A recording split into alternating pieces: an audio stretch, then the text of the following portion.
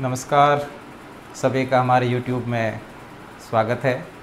आज हम इस वीडियो में पॉलीएम्ब्रियोनी या बहुभ्रूणता के बारे में अध्ययन करेंगे।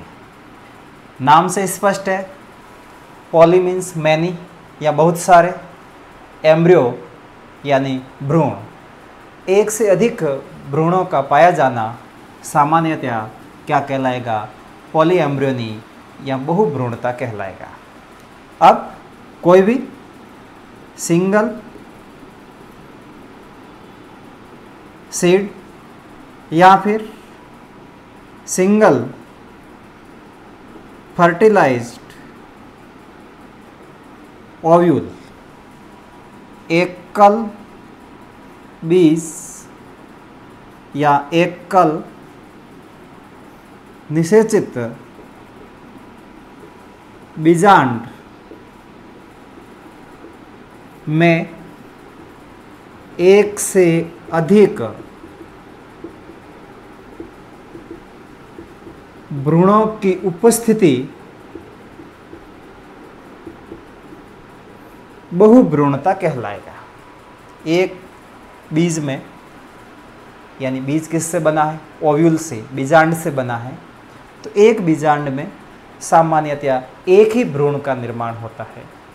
यदि एक से ज़्यादा भ्रूण है तब वह बहुभ्रूणता कहलाएगा। इससे संबंधित वैज्ञानिक ध्यान रखना, एंटन वॉन ल्यूवेनहॉक,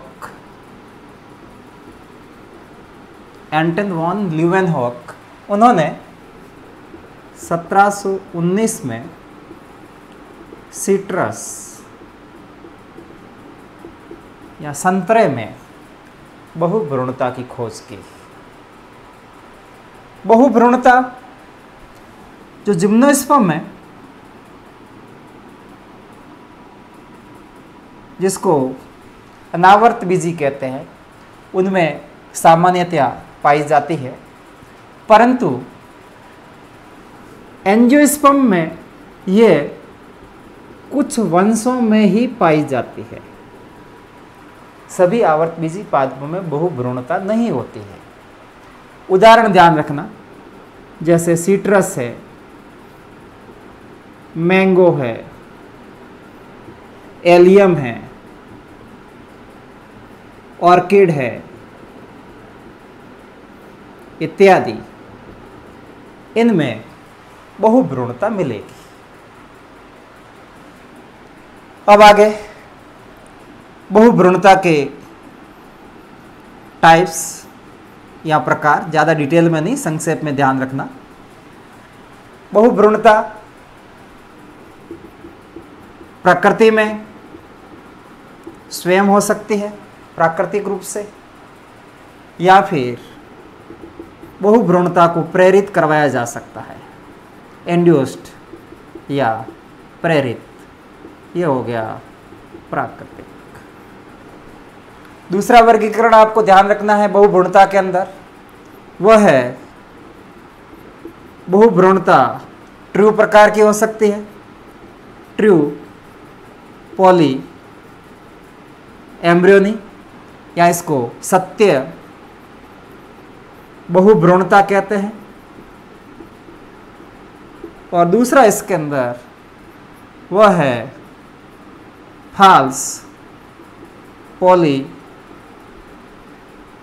एम्ब्रियोनी, या इसको कूट बहुभ्रूणता कहते हैं। अब दोनों में अंतर यहाँ देख लेना कि एक बीजांड है, वापस वही एनाट्रोपस ओव्यूल,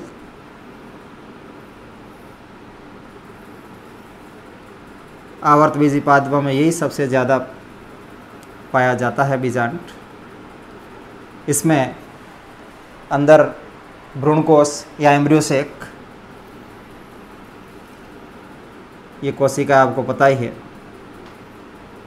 यहाँ पर आपको द्वितीयक न्यूक्लियस, ये प्रतिमुखी कोशिका या एंटीपोडल्स है। यदि एक बीजांड में एक भ्रूणकोश है और इस एक भ्रूण कोश में एक से अधिक भ्रूण बन रहे हैं तो वो ट्रू पॉलीएम्ब्रियोनी कहलाएगी, सत्य बहुभ्रूणता कहलाएगी। बनने वाला भ्रूण अंड कोशिका या फिर सहायक कोशिका या फिर रेयर कंडीशन में प्रतिमुखी कोशिकाओं से बन सकता है। इतना सा ध्यान रखना है कि सिंगल एम्ब्रियो सेक में एक से अधिक भ्रूण अगर पाए जाते हैं तब उसे ट्रू पॉलीएम्ब्रियोनी कहेंगे। उदाहरण इसमें आप ध्यान रखना, सीट्रस। दूसरा फाल्स पॉलीएम्ब्रियोनी, कूट बहुभ्रूणता। तो इसमें क्या होगा कि एक बीजांड में एक से ज्यादा भ्रूण कोष होते हैं, more than one embryo sac in a single ovule. एक बीजांड में एक से अधिक भ्रूण कोष होंगे और प्रत्येक भ्रूण कोष में एक से अधिक भ्रूण अगर बनते हैं तब फाल्स पॉलीएम्ब्रियोनी या कूट बहुभ्रूणता कहलाएगी। और इसका उदाहरण ध्यान रखना, अगर कई बार कंपटीशन में पूछ ले तब आप फ्रेगेरिया का नाम ध्यान रखना। फ्रेगेरिया में फाल्स पॉलीएम्ब्रियोनी या कूट बहुभ्रूणता पाई जाती है। ये बातें आपके 12th में नहीं हैं, परंतु आगे आप जाओगे तो प्रतियोगी परीक्षाओं में इससे संबंधित प्रश्न जरूर पूछा जाता है।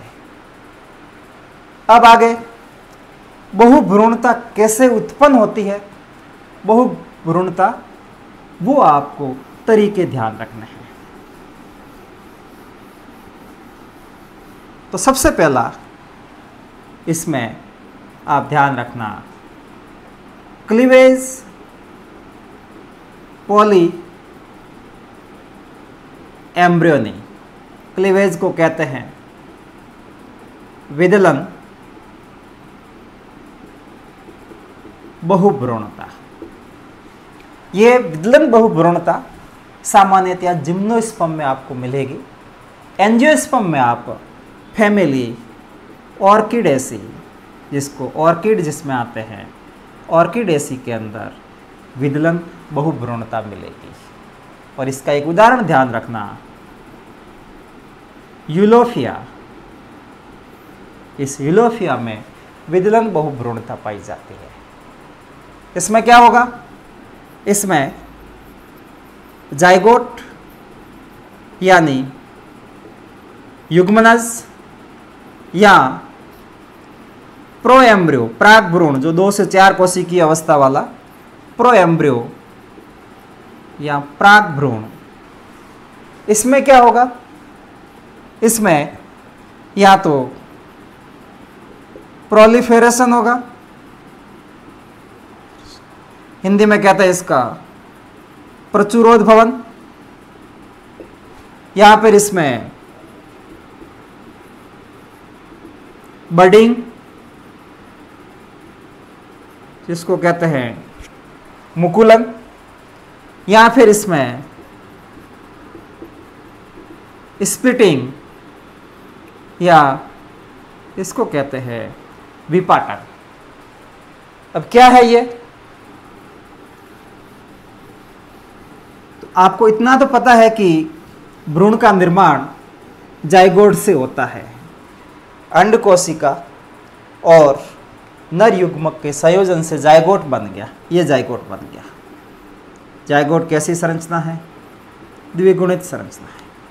अगर इस जाइगोट की स्प्लिटिंग हो रही है, जाइगोट यहाँ से टूट रहा है, जैसे ये भाग हो गया, ये भाग हो गया, 3 भाग बन गए, माना कि इससे भ्रूण बन गया, इससे भ्रूण बन गया, इससे भ्रूण बन गया, उस स्थिति में एक से अधिक भ्रूण हो सकते हैं। विपाटन की क्रिया, स्प्लिटिंग की क्रिया, क्लीवेज हो गया यहाँ पर। दूसरी कंडीशन, ये जाइगोट है, इसमें बार बार अनियमित विभाजन होगा और अनियमित विभाजन से एक मास बनेगा, कोशिकाओं का एक समूह बन जाएगा और उसमें से जो निभाग की तरफ वाला भाग है वो कोशिका है आगे भ्रूण का निर्माण कर लेती है। उस स्थिति में एक से ज़्यादा भ्रूण बन जाते हैं, यानी प्रचुरोद्भवन, प्रोलिफरेशन हो गया, या फिर जाइगोट या प्रो एम्ब्रियो से बड बनेगी, कलिकाओं का निर्माण होगा और वो कलिकाएं आगे जा कर के भ्रूण का निर्माण कर लेती है। तो उस स्थिति में भी एक से अधिक भ्रूण बनेंगे। तो ये सब, जिसमें 3 शब्द ध्यान रखना, प्रोलिफरेशन, बडिंग या स्प्लिटिंग के द्वारा बहुत सारे भ्रूण बनेंगे। ये क्लीवेज पॉलीएम्ब्रियोनी कहलाएगा। ऑर्किडेसी फैमिली में यूलोफिया इसका उदाहरण, ध्यान रखना। नंबर 2, क्लीवेज पॉलीएम्ब्रियोनी के बाद किस प्रकार से और भ्रूण बन सकते हैं? तो अभी ये क्या है, सिंगल एम्ब्रियो सेक है। इस एकल भ्रूण कोश में, एकल भ्रूण कोश में अंड कोशिका के अतिरिक्त अन्य कोशिकाओं से भ्रूण निर्माण। आपको एपोमिक्सिस बताया, उस टाइम भी कहा था कि भ्रूण कोश में अंड कोशिकाओं के अतिरिक्त अन्य कोशिकाएं, जिसमें सामान्यतः आप ध्यान रखना सहायक कोशिकाएं। इसमें प्रतिमुखी कोशिकाएं भी है, परंतु प्रतिमुखी कोशिकाओं से भ्रूण का निर्माण एक रेयर इवेंट है। रेयर कंडीशन में प्रतिमुखी कोशिकाओं से भ्रूण का निर्माण होता है, परंतु सहायक कोशिकाओं या इसको सिनर्जिड्स कहते हैं, सिनर्जिड्स से भ्रूण निर्माण सामान्यतः आपको देखने में मिल जाएगा। अब ये सहायक कोशिकाएं एन हो सकती है, ये सहायक कोशिकाएं 2n हो सकती है। एन कब होगी? जब उसमें फर्टिलाइजेशन नहीं हुआ है, यानी वो अनफर्टिलाइज्ड है, अनिषेचित है। अगर फर्टिलाइजेशन हो गया, उस स्थिति में वो द्विगुणित हो गई है, निषेचित हो गई। अब आप तो सोचोगे सहायक कोशिकाओं का फर्टिलाइजेशन कैसे हो सकता है? फर्टिलाइजेशन तो अंड कोशिका और द्वितीय केंद्रक के साथ ही होता है। तो यहाँ पर ऐसी कंडीशन है, ऐसे उदाहरण भी आपको मिलेंगे जिसमें सहायक कोशिकाएं भी फर्टिलाइज्ड हो रही है। कब? जब कोई एक्स्ट्रा पॉलन ट्यूब इस भ्रूण कोश में प्रवेशित हो जाती है, या फिर उस सिंगल पॉलन ट्यूब में अतिरिक्त कोई मेल गैमेट आ गया है।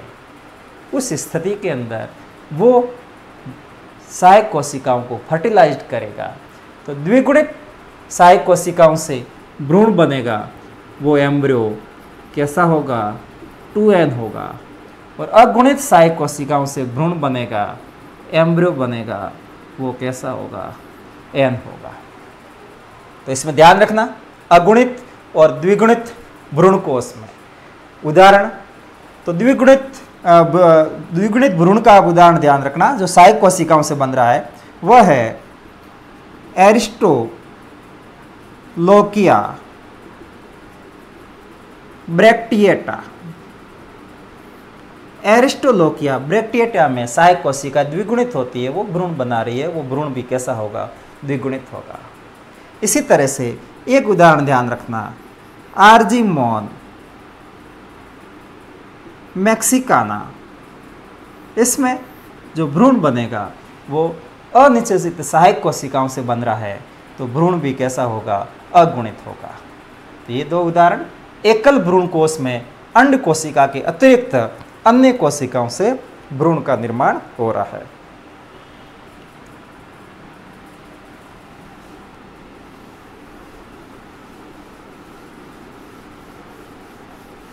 तीसरा प्रकार बहुभ्रूणता उत्पन्न होने का, तो उसमें आप ध्यान रखना, तीसरे में एकल बीजांड में एक से अधिक भ्रूण कोशों का पाया जाना और उन भ्रूण कोशों में एक से अधिक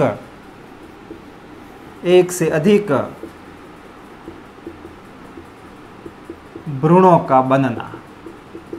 ये तीसरा प्रकार है बहुभ्रूणता का। और एक से अधिक भ्रूणकोश अगर है तो ये फाल्स पॉलीएम्ब्रियोनी में आएगा, ट्रू पॉलीएम्ब्रियोनी में नहीं आएगा। यानी ये कंडीशन कैसी है, ये फाल्स पॉलीएम्ब्रियोनी की है। ये कूट बहुभ्रूणता की है। और इसका उदाहरण एक तो वहाँ बता दिया था पहले, फ्रेगेरिया। या एक और उदाहरण ध्यान रखना, ये कंडीशन कैजुराइना मोंटाना में पाई जाती है। कैजुराइना मोंटाना में एक बीजांड में एक से अधिक भ्रूणकोश होते हैं और उनमें एक से अधिक भ्रूणों का निर्माण हो रहा है, तो फाल्स पॉलीएम्ब्रियोनी हो गए। बहुभ्रूणता उत्पन्न होने का चौथा प्रकार है बीजांड काय या अध्यावरणों से भ्रूण निर्माण। यानी बीजांड में न्यूसेलस, द्विगुणित, इंटेगुमेंट द्विगुणित है, इनसे भ्रूण बनते हैं। तो इस प्रकार के भ्रूण निर्माण को एडवेंटिव पॉली एम्ब्रियोनी या अपस्थानिक बहुभ्रूणता कहेंगे। और इसका उदाहरण ध्यान रखना, सीट्रस, इसमें अपस्थानिक बहुभ्रूणता, बीजांड काय से एक से अधिक भ्रूण बनते हैं। अब इन चार प्रकारों के बाद आपको ध्यान रखना है ये बहुभ्रूणता किस प्रकार सार्थक है। सार्थकता, सिग्निफिकेंस ऑफ पॉलीएम्ब्रियोनी। तो सबसे पहले सार्थकता यह है कि भ्रूण या तो अध्यावरण से बन रहे हैं या बीजांड काय से बन रहे हैं, और ये सोमेटिक टिश्यू है, द्विगुणित भाग है, मदर प्लांट के पार्ट है।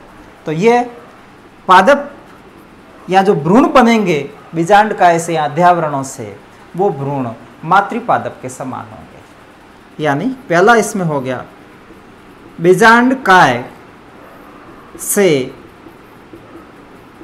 निर्मित भ्रूण मातृपादप के समान हो गए। दूसरी सार्थकता,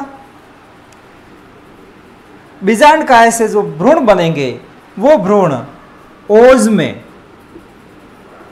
जिसको विगर कहते हैं, या लक्षणों में उच्चता या सुपीरियरिटी प्रकट करते हैं।